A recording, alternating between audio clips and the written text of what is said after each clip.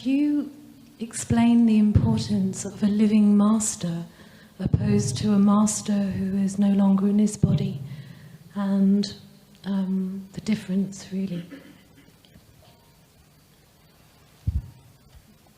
Do I have to really explain the difference between the dead and the living? It's a big difference, isn't it? What would you like to be right now, living or dead? Living, isn't it? So, the values of living I don't have to sing. It's very significant to be living, isn't it? Whether you're a master or no master, it is very significant to be living, isn't it? So, that significance continues in everything. Those who left their bodies can be a great inspiration, but you cannot work with them. There may be a certain span of time when they may be willing to work or they may be capable of working for a certain span of time. That is, if they've set themselves up like that, if they have certain level of mastery upon themselves, there may be some who will work for a certain period of time. Otherwise, their energies are conducive for your sadhana, but they are not a guidance. They are a good ambience, they are a good atmosphere, they're good soil for you to grow, but still they are not a guidance. When you sit here, you are not mostly receptivity, you are mostly your own mind, isn't it? Am I right? Yes. When you're mostly your own mind, you need guidance and guidance and guidance and guidance. If you are all receptivity, you don't even need a master, I'm telling you. Because grace is all over. You don't need a master, you don't need a temple, you don't need a meditation, you don't need anything if you're all receptivity. That's a rare being. Right now, you're largely mind, moments of receptivity may be here and there, isn't it? When you're largely mind, you will do best with the living, not with the dead. If you're all receptivity, you would do well with the dead, and even without the dead, you would do great. Because grace is not in one place in the existence. There is no place in the existence where there's no grace. Maybe a few places are more conducive, that's different. But there is no place in the existence where there is no grace. It is just that, is it churning up intensely enough in a particular place for you to be receptive? Because your receptivity is at a certain level of insensitivity. Now you see, you sit here, you think this is just a garden. If you go into the temple, you will become like this. But some people go into Dhyanalinga temple and they look around, nothing is happening, just chit, chit, chit, water drops are falling. Nothing happening, what's happening here? Then we dunk them in cold water. Here. Then they go sit there and they'll begin to… something happening. There are some, even if you dunk them 3 times in the cold water, nothing happens, they go sit there and still look up and down. You take them there to Bhairavi, suddenly they are up. These are different types of energies. It is not that here it's any less, even here it is, but it is not in the same level of intensity that you can perceive. Wherever you are, it is there. You know, there used to be boards, I don't know if they're still there, I have not come and checked. First when we came and opened the triangular block, which was the only thing, actually we had only one hut, and the first thing we built in the triangular block was one room and we built the toilet block. Then I found people had toilet problems. What's a toilet problem? It once happened, Shankar and Pillai went to the doctor and said, "Doctor, I have some serious toilet problems." Then doctor asked, "What is the problem? You are not able to urinate? You're not able to pee? No doctor, perfect, every day 6 o'clock in the morning, like clockwork it happens. So you're not able… your bowels are not moving, what's happening? No doctor, it's perfect, every day at 7 o'clock in the morning, like clockwork, always on the dot. Then doctor thought about it, then what is the toilet problem you have? Said, but doctor, I always get up at 8 o'clock.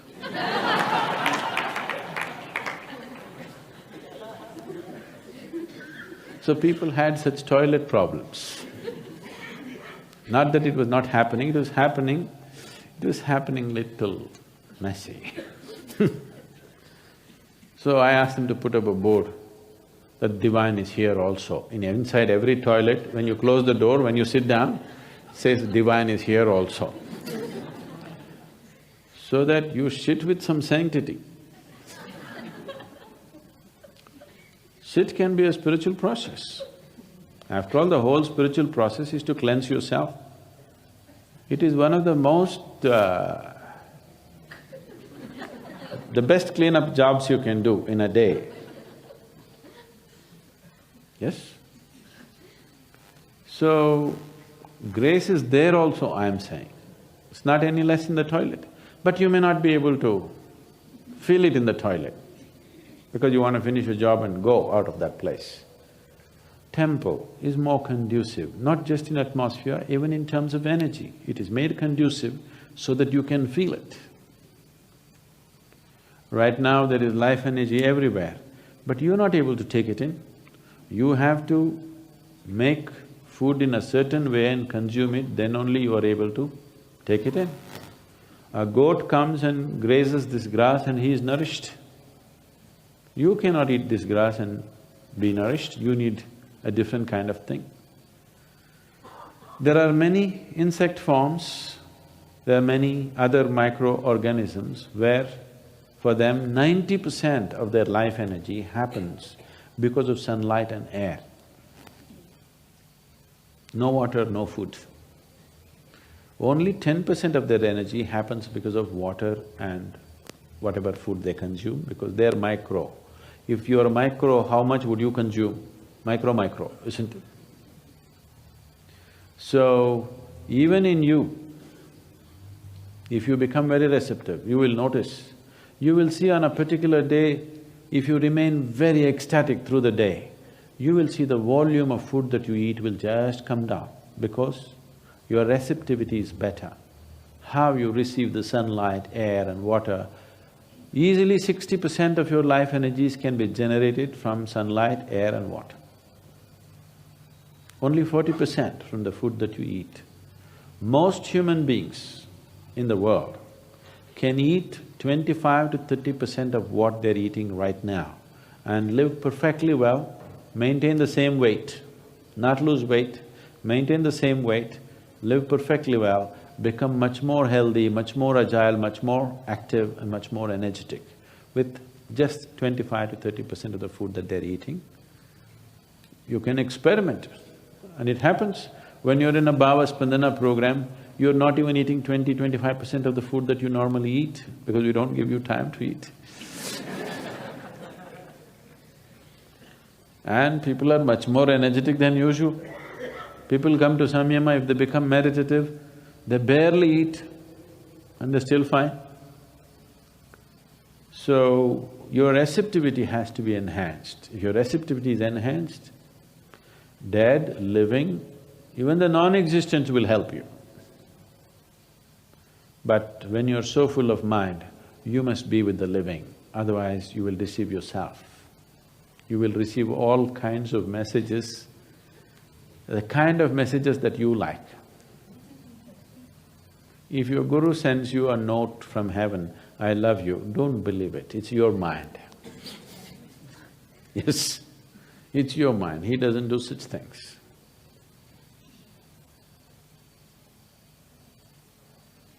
It's economical to receive love letters from heaven because it doesn't cost any paper. You know, it's ecologically very sensitive issue, paper. So it's a very eco-friendly love affair. It happened. A boy went to college. First day, he looked like this, on his left side there was a beautiful girl. So on a little piece of paper he wrote, "I love you, do you?" and passed the note to her. She wrote no and passed it back. He looked at it. Then he wiped out the no and gave it to the girl who was behind. She looked at it and she said yes and sent it back. The moral of the story is, save paper and save nature.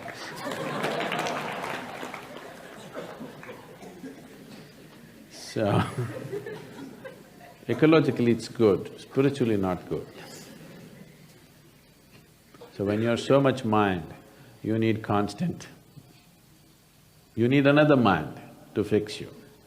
If you are not mind, you are all receptivity, then the dead and even the non-existent would help. Even a rock would help you, I'm telling you. Anything. Just a blade of grass could be your guru. Yes, but that is if you're mindless. When you're so full of mind, no, you need another mind, cleverer than your mind, constantly fixing you. Sadhguru, what can I do for my guru? How can I support you? I felt that I want to do something, I don't know what. The best thing you can do is don't poison yourself with all those things. That's the best thing you can do for your guru. I want all of you to remember this. The best thing that you can ever do for your guru, if at all if you feel like you want to do, is that you drop your nonsense and grow. What's the best thing a garden can do for a gardener? To grow and bloom, isn't it? No, we want to do this to you, we want to do that to you. That's not the intention. That's not the goal. The best thing you can do for anybody is, you must do what they want, isn't it? Not what you want. Always this is the problem. The best thing you can do for anybody is, you must do what they want. All this activity, I'm a very… people who have known me early, I was an extremely taciturn person. I never said anything. There were days when I was not in silence, nor was I spiritual, okay? I was just there because most of the time, whether you went to school or college or wherever you went, whether the students spoke or the teacher spoke, everybody spoke such nonsense. Most of the time I chose to remain silent because I was terrified of their conversations. They opened their mouth. If they did not kill you with their bare breath, they kill you with horrible conversation.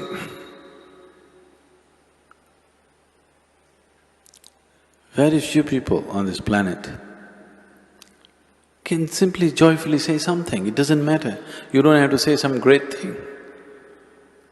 Simply pouring out of their heart, saying something, or simply able to be with another person, very few people.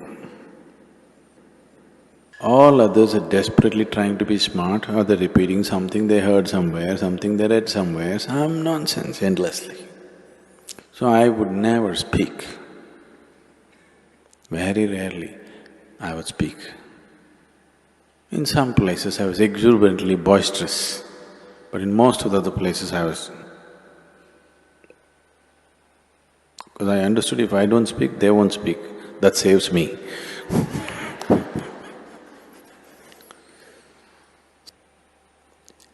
So now all this endless talking, this activity, non-stop, doesn't matter where I am, constantly I'm in groups of people, not even with individual people, constantly with huge groups of people, either in public, sitting behind a microphone, or wherever I walk, there are minimum 10 people around me. So, this is not my personal choice. This is a terrible need that there is in the world. That if you do not communicate the way people know, if you do not behave and act the way people know right now, if you don't walk 2 steps with them, you can never walk them in a different direction. So, there is nothing you can do. The best thing you can do is you grow and blossom. Drop your nonsense. Your past nonsense, you leave it to me, present nonsense you handle. If you do that, that's the best thing. Now suppose you died, even if I died, I will not stop the spiritual part of my activity. So I'm not so concerned about that. Yes, we're concerned. The foundation could be hurt, activity could be hurt, but not the spiritual part of the work. The concern is that people will be here and if they don't grow.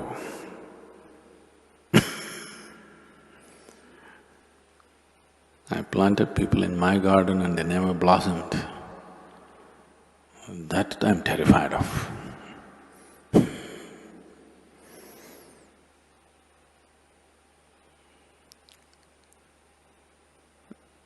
So, those of you who are very patient, who want to come here for 10 lifetimes and do it, I'm okay with them, but I think we must build an outer ashram for them.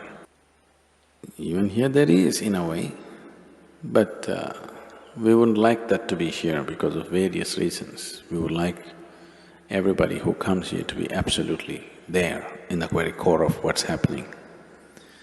I don't want to create a core and a periphery here. Here there's only one burning spot, that's everywhere. So, if you've seen the popcorn? You never seen popcorn? It's just a damn corn, how it flowered, the right amount of heat.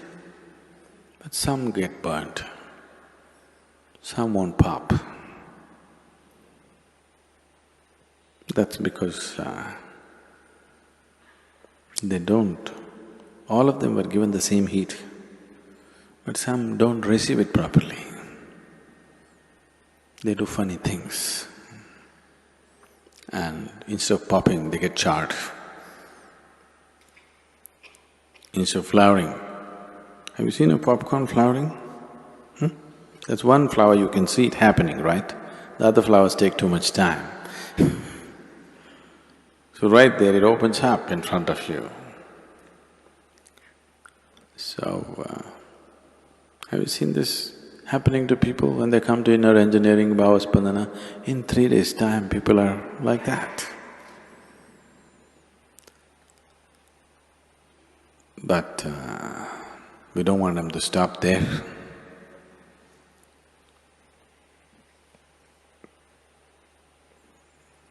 Because we are Attanika Asapadu people.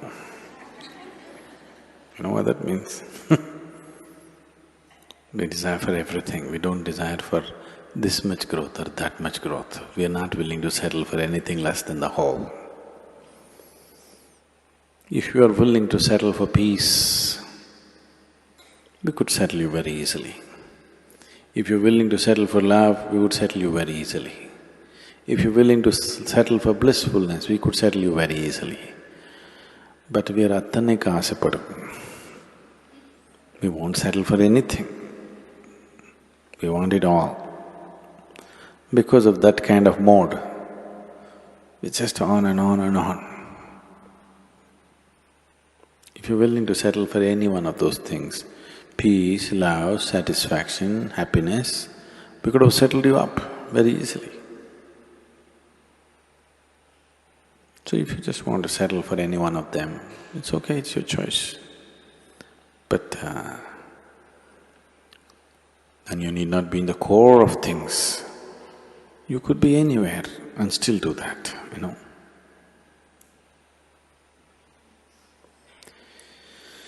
So, what could I do? Especially if Sadhguru is going to die tomorrow, you must blossom tonight, isn't it? Sadhguru, what is the role you're going to play in our life as a guru?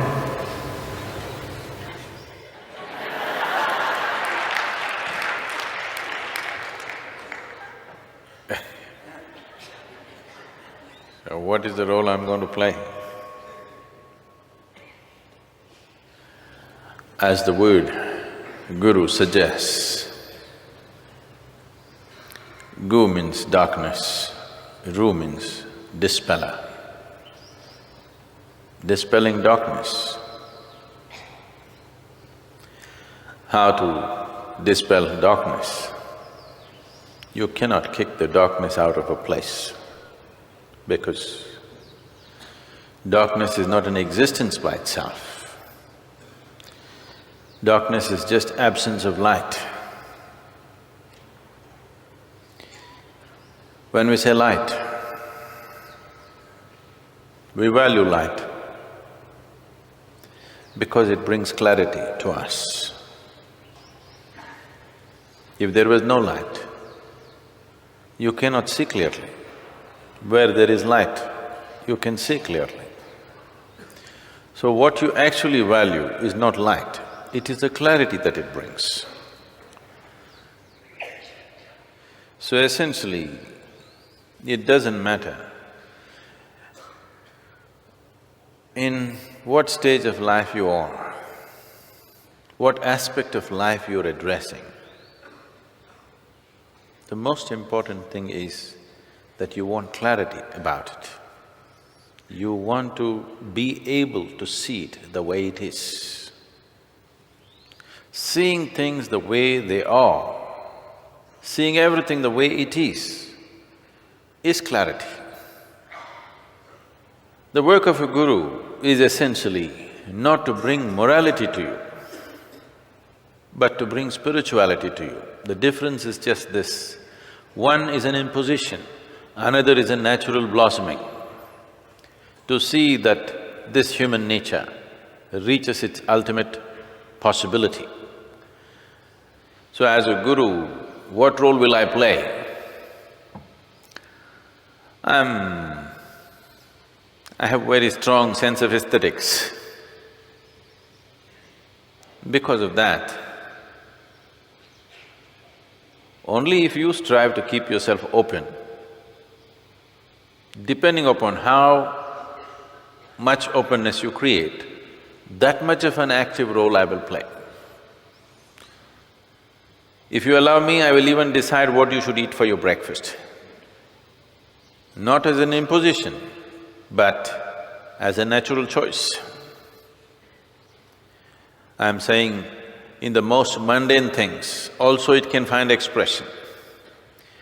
So you're going to come and between idli and dosa you will choose for me? Not like that. You're walking on the street. Whether you step into your pit or on the road or on the pavement is determined not by you, but by the sunlight, isn't it? In that sense, yes, every aspect. If you are willing, if you want to have your own life, it's up to you. You want me only to influence your spiritual life only, I am fine. Some people see sunlight only when they go on a vacation, once a year.